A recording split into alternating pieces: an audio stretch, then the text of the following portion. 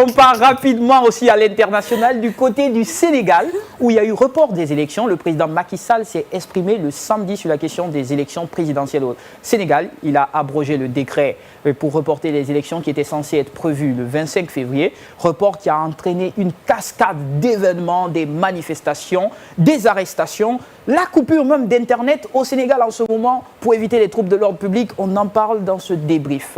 Oui. Moi, j'en parlais en off avec Panlé. Moi, je suis quand même d'accord sur... D'accord. Oui, d'accord dans le sens où, en fait, le président Macky Sall a dit et il a réitéré dans son discours qu'il ne va pas se représenter pour les élections présidentielles. Ce qu'on avait déjà salué dès le départ. Voilà, mais il a réitéré dans ce discours-là, parce que j'ai suivi ce discours. Ça, c'est la première des choses. La seconde des choses, il donne la chance, en fait, à l'Assemblée nationale, parce qu'ils se disent qu'il y a un soupçon de corruption qui gangrène, en fait, les candidatures à l'élection présidentielle. Deux juges, d'ailleurs, sont mis en examen. Et il y a une candidature qui est citée comme quoi elle a une double nationalité, mais qui n'avait pas été dite, parce que vous vous rappelez que Karim Wade avait été écarté parce qu'il a une double nationalité. Donc, il donne en fait la chance à l'Assemblée nationale qui était en plénière aujourd'hui à Dakar pour statuer et pour vraiment situer les responsabilités comme quoi. Donc, moi, je pense que donnant la chance à l'Assemblée nationale, comme c'est un pouvoir de gérer ce problème. S'ils disent qu'il n'y a pas de problème, je pense que les élections, pourquoi pas, elles vont avoir lieu.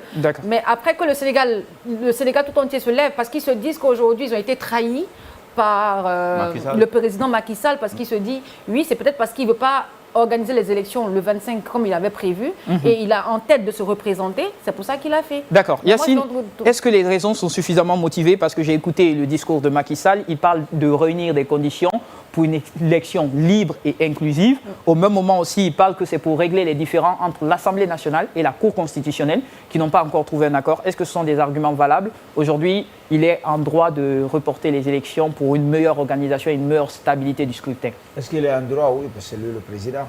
C'est lui qui convoque le corps électoral. Mais s'il y a un problème entre l'Assemblée nationale et la Cour suprême, c'est la Cour constitutionnelle qui tranche en dernier lieu au niveau des élections. S'il y a un problème là-bas, je pense qu'il faut le régler. Mais moi, l'angle d'attaque, c'est attention.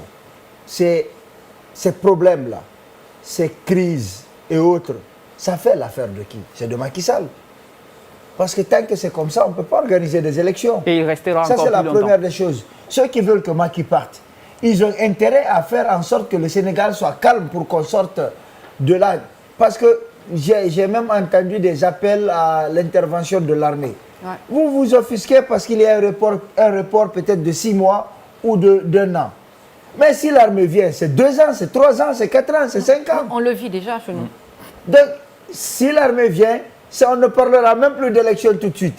On parlera de toilettage du fichier électoral, on parlera de suspension de la... Et nous, on sait d'ailleurs ce qu'on subit avec tout ça là. On sait ce qu'on subit en ce moment. Il y a tellement de problèmes que je pense que le plus intelligent des leaders sénégalais va se dire, OK, vous voulez des reports? Vous voulez de combien de temps de report? Qu'est-ce qu'il faut? Qu'est-ce qu'on va faire entre-temps? C'est 6 mois, 1 an là, c'est encore... Il ne faut pas créer les conditions d'un chaos généralisé. Parce qu'aujourd'hui, nous sommes presque au niveau du printemps des coups d'État en Afrique de l'Ouest. Le Mali, le Niger, le Burkina Faso, le Burkina, la Guinée, avec des tentatives en Sierra Leone, en Guinée-Bissau, etc.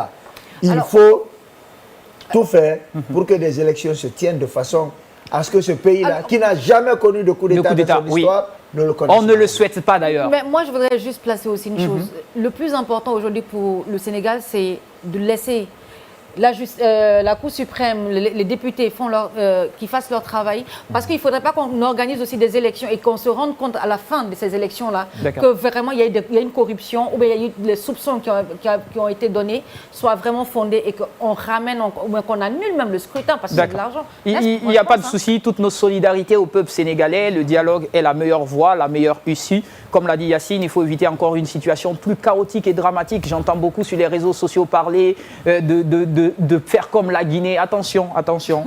Nous savons ce que nous subissons. Nous ne vous le souhaitons pas. Privilégiez le dialogue. Gardez votre modèle démocratique. C'est très bien pour le peuple sénégalais. Le dialogue avant tout et à Macky Sall aussi de réunir toutes les conditions pour aller au plus vite aux élections libres, transparentes et inclusives.